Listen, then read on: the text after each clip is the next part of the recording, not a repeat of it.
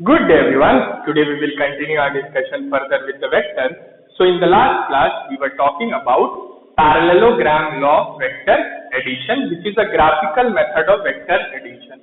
So if you have not seen the previous lecture, I will add the link in the description. आप वहां से जाके देख सकते हैं. Today we will talk about one more graphical method of vector addition, which is polygon law of vector addition. चलिए start करते हैं with polygon law of vector addition के साथ. So polygon law of what? Law of vector addition. ठीक है. Generally, the polygon law of vector addition is used. Polygon law of vector addition is used when you have to add more than two vectors and obtain their resultant. इस law का generally use तब किया जाता है जब आपको दो vectors से ज्यादा को ऐड करके उनका रिजल्टेंट निकालना होता है. So as you can see, we will draw the vectors in form of a polygon. एक पॉलीगन के फॉर्म में हम वेक्टर्स को ड्रॉ करेंगे and we will obtain their resultant. So इस लॉ का भी एक स्टेटमेंट है, और कई बार वो स्कूल एग्जामिनेशन में पूछा जा सकता है, तो आपको वो याद होना चाहिए. सो let us see the statement first. पहले स्टेटमेंट देख लेते हैं. So the statement is something like this: if number of vectors acting on a particle are represented in magnitude and direction.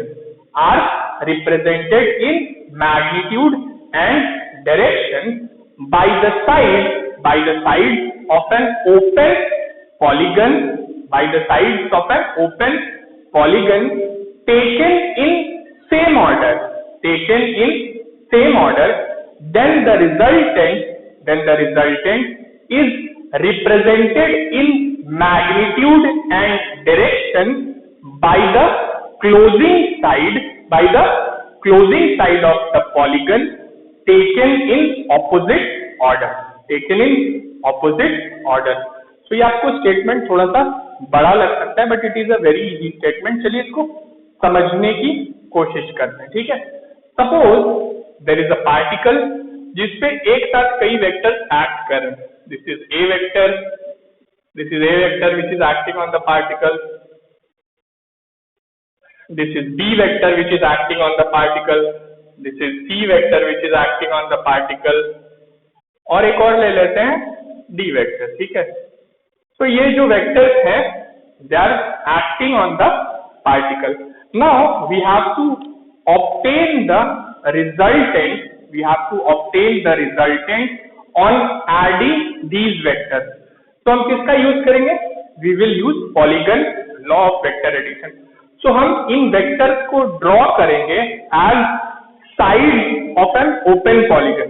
ठीक है. एक ओपन पॉलीगन के साइड्स के form में हम इन वेक्टर्स को ड्रॉ करेंगे and they will be drawn in same order का मतलब एक वेक्टर का हेड जहां पे खत्म होगा वहीं से दूसरे वेक्टर का टेल शुरू होगा. ठीक है. So let us draw them as the side of an open polygon. तो सबसे पहले ए वेक्टर को ड्रॉ करेंगे, पैरेलली शिफ्ट कर लेंगे ए वेक्टर को. ठीक है. सो ए वेक्टर को पैरेलली शिफ्ट कर लिया. नाउ बी वेक्टर को कहां से ड्रॉ करेंगे? जहां ए का हेड खत्म हो रहा है वहीं से बी का टेल शुरू होगा. सो बी को भी पैरेलली शिफ्ट कर लीजिए शिफ्ट बी को पैरेलली. ठीक है. आई होप ये पैरेलल दिख रहा है क्योंकि ये पैरेलल शिफ्टिंग है. तो बी को भी हमने क्या कर लिया? पैरेलली शिफ्ट कर लिया. उसी तरह से सी को भी पैरेलली शिफ्ट करेंगे. सी कहां से स्टार्ट होगा? जहां बी का हेड एंड हो रहा है. सी कहां से स्टार्ट होगा? जहां बी का हेड एंड हो रहा है. सो सी को पैरेलली शिफ्ट कर लीजिए. कर लिया. सी को पैरेलली शिफ्ट कर लीजिए. आई होप ये भी पैरेलल लग रहा हो आपको. ठीक है. सी को हमने पैरेलली शिफ्ट कर लिया. फिर डी के लिए भी यही काम करेंगे. सो जहां सी का हेड खत्म होगा वहीं से डी का टेल शुरू होगा. तो डी को पैरेलली शिफ्ट कर लीजिए. Parallelly shift. कर लीजिए। सो ये हो गया D। Now, as you can see, we have drawn these vectors as the sides of an open polygon. ये polygon open है, and we have drawn them in the same order. Same order मतलब जहाँ A का head खत्म हुआ वहीं B का tell शुरू हुआ, जहाँ B का हेड खत्म हुआ वहीं C का टेल शुरू हुआ, जहाँ C का हेड खत्म हुआ वहीं D का टेल शुरू हुआ. So they are drawn in same order. Now their resultant will be given by the closing side of this polygon. इस polygon का closing side क्या होगा? यही होगा closing side, and that closing side will be drawn in opposite order. जिस order में आपने इनको draw किया है उसके opposite order में हम closing side को draw करेंगे. तो closing side कैसे draw की जाएगी? कुछ इस तरह से. closing side आप कैसे draw करेंगे? कुछ इस तरह से. भाई यही तो ऑपोजिट ऑर्डर है. अगर बाकी वेक्टर्स को इस तरह से ड्रॉ किया same order, so opposite order क्या होगा? ये वाला. सो this is the resultant of the vector, जो आपको मिलेगा on adding all these vectors. So this is the closing side of the polygon,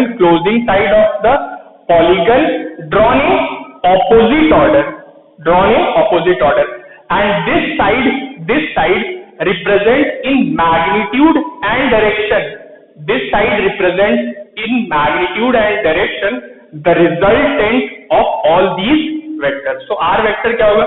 Resultant vector is obtained by adding all these vectors, A vector, B vector, C vector और D vector को जब आप add करेंगे then आपको resultant vector मिलेगा. So this is about polygon law of vector addition. ये बहुत ही आसान लॉ है. तो kindly go through this topic from the text book. एक बार इसको टेक्स्ट बुक से देख लीजिएगा, बहुत ही आसान टॉपिक है. So we will continue further with the vector in the next class, but today we will keep it till here. Thank you so much.